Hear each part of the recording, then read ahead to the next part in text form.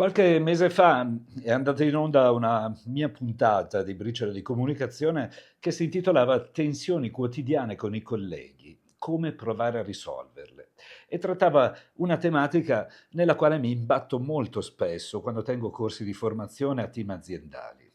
Va da sé che non esistono solo noie relazionali tra singoli, ma spesso anche tra reparti differenti, i cui rispettivi capitani si mostrano in competizione tra loro, dando vita a faide interne ancora più deleterie per l'azienda.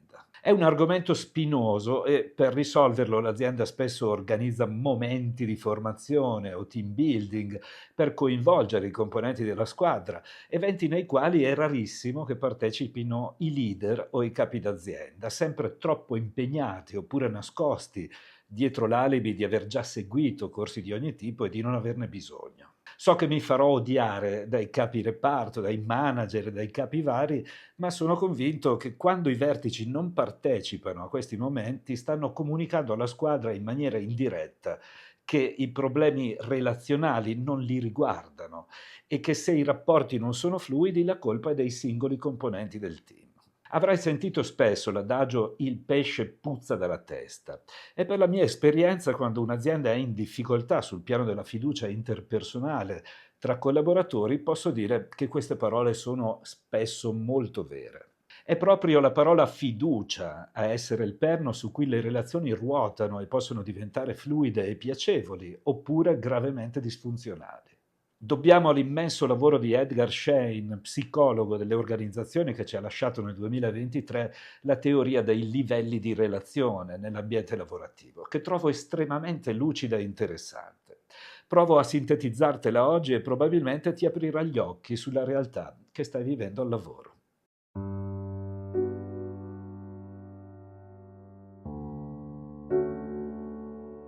Quando parliamo di fiducia è bene tenere a mente un concetto fondamentale, seppur possa apparire banale. Per ottenere la fiducia occorrono impegno e tempo, per perderla basta un attimo. Tutti vorremmo lavorare in un ambiente in cui esiste sostegno reciproco, comprensione, collaborazione altruistica e immune da egocentrismi. Tuttavia, nella realtà è proprio la mancanza di fiducia tra colleghi a serpeggiare nei rapporti.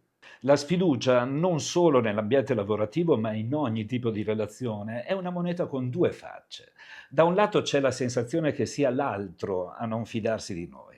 Dall'altra parte si innesca la nostra sfiducia nei suoi confronti.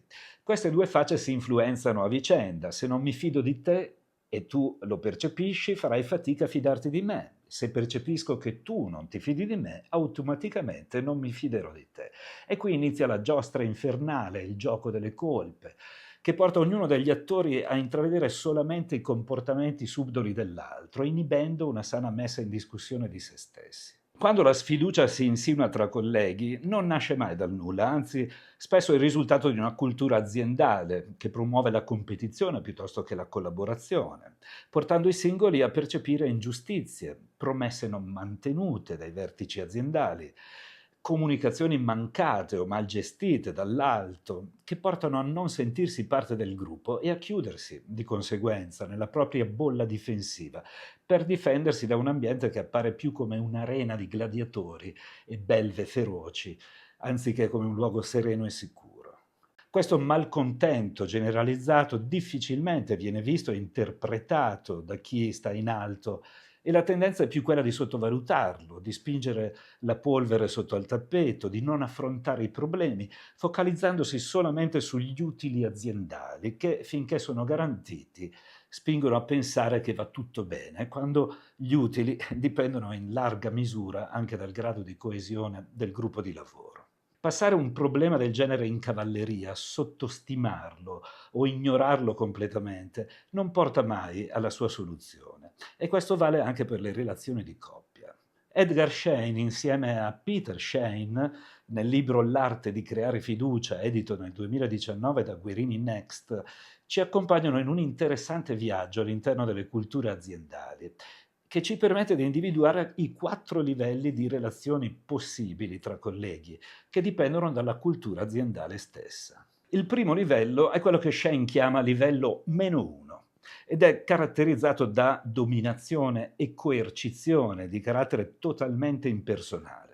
Si tratta di aziende in cui l'altro non è considerato un essere umano e sopra di lui esiste un padrone.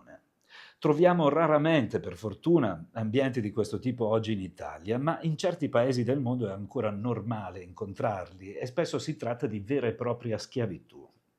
La cronaca ci ha portato agli occhi casi particolari nel nostro paese, come ad esempio quelli di certe case di riposo per anziani, nelle quali gli operatori trattavano in maniera disumana i degenti, oppure ci basti pensare agli extracomunitari, ancora oggi usati come schiavi in alcune piantagioni di pomodori del meridione, nelle quali vige la pratica del caporalato. A seguire esiste il livello 1, che è ancora molto frequente e piuttosto normale anche nel nostro paese. Aziende fondate esclusivamente su rapporti transazionali, su un do-ut des che non prevede alcuna sfumatura che vada oltre al ruolo ricoperto. Si tratta di realtà prettamente burocratiche e professionali, caratterizzate da un carattere impersonale e distaccato, finalizzato a un dare per avere, in cui manca completamente la dimensione umana e gli individui sono considerati per il ruolo ricoperto. Nella maggior parte delle aziende odierne è la prassi che prevede un investimento relazionale minimo, tramite il quale ci si limita a darsi informazioni utili al flusso di lavoro, mantenendo sempre acceso il becero concetto che tra colleghi è importante mantenere una giusta distanza. In queste aziende i rapporti sono tra il magazziniere e il responsabile acquisti, tra l'operaio e il caporeparto, tra l'impiegato e il manager. Non sono rapporti tra persone, ma tra ruoli. E spesso si comunica tramite email anche se si è nello stesso ufficio. Non ci si chiama per nome, ma per cognome. E non si vede l'ora di timbrare il cartellino per andare a casa. Il grado di fiducia tra colleghi è ai minimi livelli. Esiste un livello 2, piuttosto raro dalle nostre parti, che è più facile trovare in aziende fervide ma piccole, non in quelle con numerosi collaboratori. A livello 2 le relazioni personali sono collaborative e cooperative perché si è accesa una fiducia grazie all'apertura della dimensione personale. Qui c'è la giusta vicinanza, non la giusta distanza, e si considera l'altro nella sua interezza, non solo per il ruolo che ricopre in azienda, quindi lo si tratta come persona. La personizzazione è proprio il processo di mutua costruzione di una relazione che funziona con un compagno di lavoro e a livello 2 è coltivata, è naturale, ma solo perché i vertici sono sensibili nel favorirla tra colleghi, in maniera sana, non modaiola. Purtroppo sono rare le aziende in cui si è acceso questo livello, ma si distinguono nel mercato grazie a squadre molto coese, che si muovono immerse in una costante intelligenza gruppale. Anche un professionista, un consulente, un medico e un insegnante potrebbero favorire questo livello con clienti, pazienti o allievi, già dopo i primi contatti. Invece capita ancora troppo spesso, a mio avviso, che questi professionisti si dimentichino che hanno davanti a sé una persona. Mi tolgo un sassolino dalla scarpa raccontandoti che proprio ieri mattina sono andato a fare l'ennesimo elettrocardiogramma. Medico mai visto prima, che quando sono entrato nemmeno mi ha guardato negli occhi perché era intento a controllare la mia cartella clinica e mi ha accolto dicendo semplicemente diabete. Per molti pazienti è doloroso non essere guardati ed essere chiamati col nome della loro malattia. E questi medici non lasciano mai un buon ricordo, ma nel mio peregrinare ospedaliero ho incontrato anche medici infermieri, operatori sociosanitari meravigliosi, che mi guardavano negli occhi, mi chiamavano per nome, mi sorridevano e mi trattavano come una persona. Con loro il viaggio è differente. L'ultimo livello, rarissimo nella realtà organizzativa italiana, è il numero 3. A questo piano le relazioni sono intime, si innesca un naturale attaccamento emotivo, amicizia e a volte anche amore.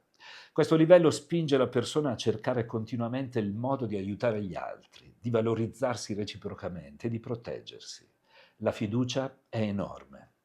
In ambito professionale è considerato un livello da evitare come la peste, perché si teme che possa accendere favoritismi o nepotismi, ma è un livello normale nelle squadre che devono affrontare ogni giorno dei pericoli, come i vigili del fuoco, le truppe antisommossa, certi reparti speciali dell'esercito.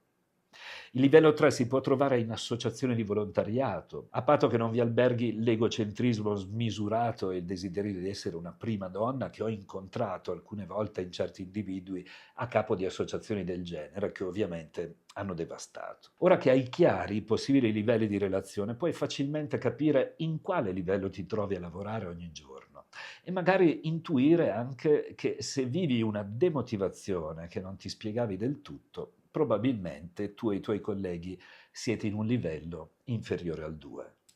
Non vado oltre, ricordandoti di leggere il libro di Edgar Schein, che mi ha fatto da bussola oggi, ma sappi che Schein ne ha scritti altri e sono tutti delle perle. Tornerò qui sabato prossimo. Buon cammino.